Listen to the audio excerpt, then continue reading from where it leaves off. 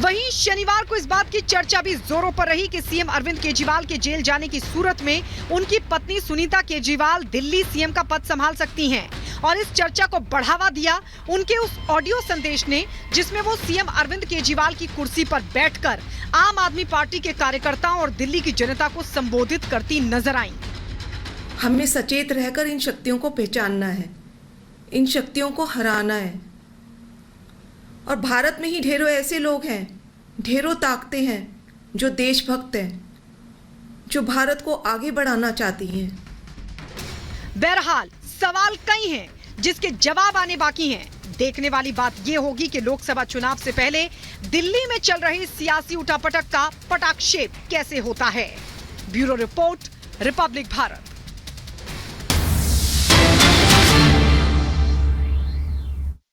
वो दिल्ली वालों के लिए सिर्फ मुख्यमंत्री नहीं है, वो दिल्ली के हर व्यक्ति को अपने परिवार का सदस्य मानते।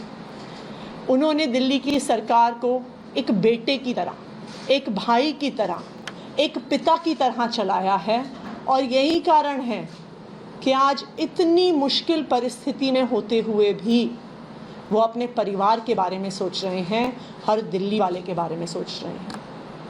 मैं भारतीय जनता पार्टी को भी ये बताना चाहती हूँ कि आप अरविंद केजरीवाल को गिरफ्तार कर सकते हैं, आप अरविंद केजरीवाल को जेल में डाल सकते हैं, लेकिन जो अरविंद केजरीवाल का दिल्ली वालों से प्यार है, जो अरविंद केजरीवाल का दिल्ली वालों के प्रति जिम्मेदारी का भाव है, आप उसे कैद नहीं कर सकते, उनके दिल्ली वालों के प्रति समर्पण को कैद नहीं कर सकते।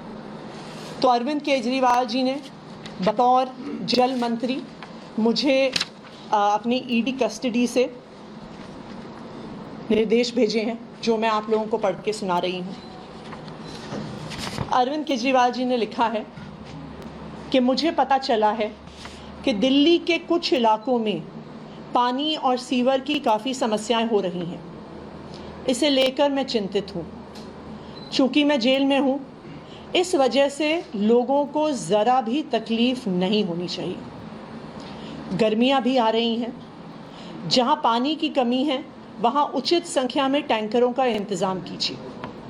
मुख्य सचिव समेत अन्य अधिकारियों को उचित आदेश दीजिए ताकि जनता को किसी तरह की परेशानी ना हो। जनता की समस्याओं का तुरंत और समुचित समाधान होना चाहिए। ज़रूरत पड़ने पर उपराज्यपाल महोदय का भी सहयोग लें, वे भी आपकी ज़रूर मदद करेंगे। अरविंद केजरीवाल। आज भी गिरफ्तार होने के बाद भी अरविंद केजरीवाल जी सिर्फ दिल्ली वालों के बारे में सोच रहे हैं, दिल्ली वालों के कामों के बारे में सोच रहे हैं। और आज मैं अरविंद केजरीवाल जी की तरफ से आपको ये आश्वस्त करती हूँ कि दिल्ली के मुख्यमंत्री अरविंद केजरीवाल भी आज भी दिल्ली की पूरी व्यवस्था को निगरानी में रख रहे हैं और दिल्ली वालों की देखरेख कर रहे हैं। Thank you. आपकी जल विभाग का ये मामला है और इसे लेकर विधानसभा में भी सत्र चला था, वहाँ पे भी निर्देश दिए गए थे मुख्य सचिव को और उन्होंने रिपोर्ट पेश की थी कि काम हो रहा है। अरविंद केजरीवाल ने ये जो आदेश दिए हैं, तो क्या ये माना जाए कि इस तरह के और आदेश आने वाले दिनों में देखने के लिए मिलेंगे? आप वाकई जेल से सरकार चला रहे हैं, क्या ये भी साबित करने की एक कोशिश है? देखिए, मुख्यमंत्री के तौर पर अरविंद केजरीवाल जी लगातार मंत्रियों के कामों का रिव्यू करते हैं, उनको आदेश देते हैं। हमें कभी सुबह फ़ोन पे कॉल करते थे, कभी व्हाट्सएप पे आदेश देते थे। हर विभाग के काम पर वो एक क्लोज सुपरविजन हमेशा बतौर मुख्यमंत्री रखते आए, क्योंकि अब वो केंद्र सरकार की हिरासत में है, वहाँ से भी उन्होंने पूरी निगरानी रखी हुई है। और क्योंकि पानी की समस्या गर्मियों में एक बड़ी समस्या हो सकती है, क्योंकि पानी की समस्या पे लगातार प्रॉब्लम चल भी रही थी, इसलिए उन्होंने प्रायोरिटी पर पानी की समस्या को ठीक करने को कहा है। जो अरविंद केजरीवाल जी के आदेश आए हैं, इनके आधार पर आगे अफसरों को डायरेक्शंस दी जाएंगी। आज पार्टी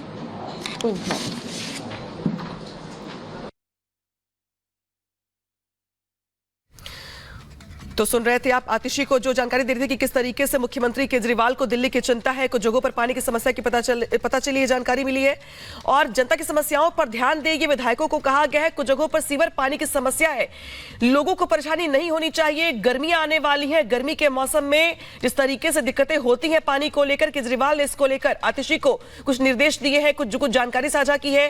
लिहाजा उनकी ओर से प्रेस कॉन्फ्रेंस में बताया जा रहा था कि किस तरीके से दिल्ली के लोगों की चिंता है अरविंद केजरीवाल को, तो उनकी ओर से विधायकों को, मंत्रियों को निर्देश दिए गए हैं कि दिल्ली में जगह जगह पे जहां पर भी पानी की समस्या है उन समस्याओं पर ध्यान देना चाहिए, लोगों को परेशानी नहीं होनी चाहिए। तो यानी कि एक तरीके से जेल से निर्देश, यानी कि जेल से सरकार चलाने को लेकर सरकार कदम आगे बढ़ती दिखाई दे रही है।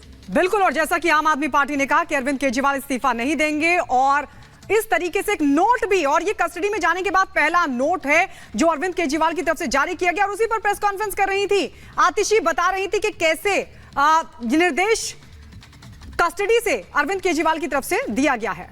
और सीधे रुख करते हैं अंजलि का। अंजलि, एक नई परंपरा शुरू करने की बात यहाँ पे केजरीवाल करते हैं, उनकी पार्टी करती है, जेल से सरकार, ये इसके पहले हमने नहीं देखा। क्या संभव है जेल से सरकार चलाना? और उसकी शुरुआत आज से हो भी गई है, जहां पे केजरीवाल कहते हैं कि भाई दिल्ली वालों की समस्या पे ध्यान दीजिए, अपना नोट भिजवाते हैं। बिल्कुल, नोट भिजवा रहे हैं, संदेश भिजवा रहे हैं। इसकी शुरुआत देखिए सिर्फ आज से ही नहीं कहेंगे, कल से हो चुकी है, क्योंकि बिना कहे बहुत कुछ कह दिया गया है। अनामिका गायत्री, जब सीएम केजरीवाल की पत्नी सुनीता केजरीवाल ने कल प्रेस कॉन्फ्रेंस की थी, उन्होंने संदेश पढ़ा था, वही जगह थी, वही कुर्सी थी, वही बैकग्राउंड था, बस चेहरा बदला हुआ था, शब्द भी वही थे, अपने आप को पिता, भाई और बेटे के रूप में जनता के सामने रखना, वही तरीका था। तो ऐसे में ये समझा जा सकता है कि बिना कहे बहुत कुछ कह रहे हैं, यानी कि वो भले ही ईडी हिरासत में है, भले ही कल को फैसला आता है तो हो सकता है उन्हें जेल हो जाए, लेकिन यहां से देखिए प्रैक्टिस शुरू हो जाती है। और आज आपने देखा कि प्रेस कॉन्फ्रेंस के जरिए आतिशी ने बताया कि उन्हें नोट मिला है और सुपरविजन लगातार मिल रहा है। बिल्कुल अंजलि, बहुत बहुत शुक्रिया ये तमाम जानकारी हमें देने के लिए।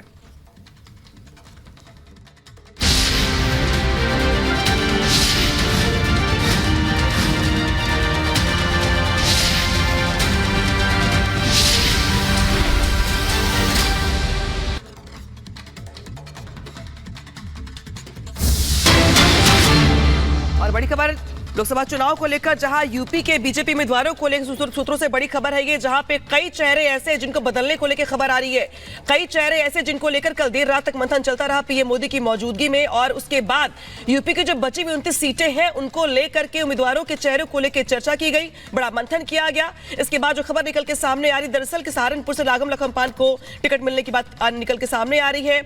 बरेली से छत्रपाल गंगवार, मेरठ से सत्येंद्र सिसोदिया, पीलीभीत से जितिन प्रसाद, गाजियाबाद से तुल गर्ग और अलीगढ़ से सतीश गौतम के नाम पर मुहर लगने की खबर निकलकर सामने आ रही। कल जिस तरीके से देर रात तक बीजेपी दफ्तर पर सीईसी की मीटिंग हुई और सीईसी की मीटिंग में यूपी समेत कई राज्यों को लेकर मंथन चला।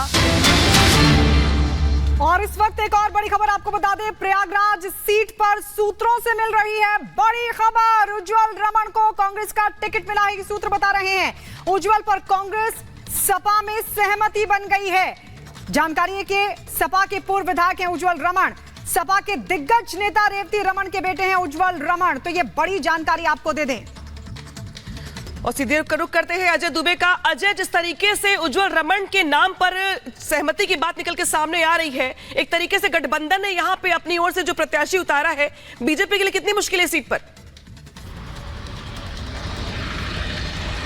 बिल्कुल, जो म्यूचुअल अंडरस्टैंडिंग की बात की जा रही थी, कांग्रेस भी इलाहाबाद में काफ़ी असर रखती है, काफ़ी प्रभाव रखती है। पहले 2009 तक काफ़ी उनके वोटर्स रहे हैं, जीतते भी रहे हैं चुनावों को। ऐसी स्थिति में एक नाम पर आकर बात बनती जो दिख रही है, सकारात्मक संकेत दिखाई दे रहा है और ये इनकी विपक्ष के लिए एक सकारात्मक संकेत इस नाम से निकलकर बनता हुआ दिखाई दे रहा है। इसके अलावा और जो तमाम नाम कल कांग्रेस की लिस्ट में आए हैं, कांग्रेस ने उत्तर प्रदेश को लेकर जो तमाम नाम लिए, इसमें महत्वपूर्ण है उत्तर प्रदेश के जो अध्यक्ष है अजय राय को फिर एक बार वाराणसी से लोकसभा की टिकट दी गई है।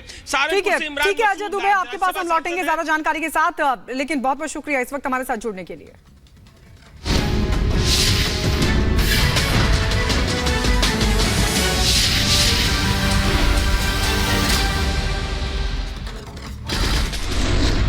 आज बीजेपी की आ सकती है 5वीं लिस्ट में 150 उम्मीदवारों के नामों का हो सकता है ऐलान। उत्तर प्रदेश, बिहार, उड़ीसा, राजस्थान, हरियाणा, महाराष्ट्र, गुजरात, पश्चिम बंगाल समेत कई राज्यों की सीटों पर हो सकता है नाम फाइनल। यूपी के बीजेपी उम्मीदवारों पर सूत्रों से खबर, सहारनपुर से राघव लखनपाल, बरेली से छत्रपाल गंगवार, मेरठ से सत्येंद्र सिसोदिया हो सकते हैं उम्मीदवार। लोकसभा चुनाव को लेकर दिल्ली में बीजेपी सीईसी की हुई बैठक। प्रधानमंत्री मोदी की अध्यक्षता में बिहार समेत 11 राज्यों की लोकसभा सीटों पर की गई चर्चा। बीजेपी चुनाव समिति की करीब 3 घंटे तक चली बैठक में गृह मंत्री अमित शाह, राजनाथ सिंह, मुख्यमंत्री योगी आदित्यनाथ समेत कई नेता रहे मौजूद। उत्तराखंड में कांग्रेस ने वीरेंद्र राघव को हरिद्वार सीट से बनाया अपना प्रत्याशी। पूर्व मुख्यमंत्री हरीश रावत के बेटे हैं वीरेंद्र रावत। केंद्रीय मंत्री गिरिराज सिंह का केजरीवाल पर बड़ा हमला, कहा कट्टर ईमानदार निकले कट्टर बेईमान, केजरीवाल के पास नहीं बची नैतिकता। महाराष्ट्र के नागपुर में केंद्रीय मंत्री नितिन गडकरी का दावा, चुनाव में इस बार 5 लाख वोटों से जीतूंगा। कहा कि मैंने जो भी काम किया है उसका श्रेय नागपुर की जनता को। छत्तीसगढ़ के मुख्यमंत्री विष्णुदेव साय ने कांग्रेस नेता भूपेश बघेल पर बोला हमला, कहा कांग्रेस में बिखराव है, कोई लड़ने को तैयार नहीं और बीजेपी निश्चित ही हम 11 सीटों पर जीत हासिल करेंगे। उत्तराखंड के रुड़की में सीएम पुष्कर सिंह धामी ने चुनावी सभा को किया संबोधित। जनसभा में प्रधानमंत्री मोदी की तारीफ की और कहा कि मोदी जी के नेतृत्व में विदेश में देश का मान और सम्मान बढ़ा है। बीजेपी में शामिल होने वाले हिमाचल के 9 विधायकों का बीजेपी ने किया स्वागत। शामिल होने वाले विधायकों में से 6 कांग्रेस के आए तो 3 निर्दलीय भी शामिल हुए। सांसद दानिश अली को कांग्रेस से टिकट दिए जाने पर कांग्रेस के कार्यकर्ताओं ने किया विरोध। कार्यकर्ताओं ने दानिश अली के क्षेत्र में ना आने की बात भी रखी।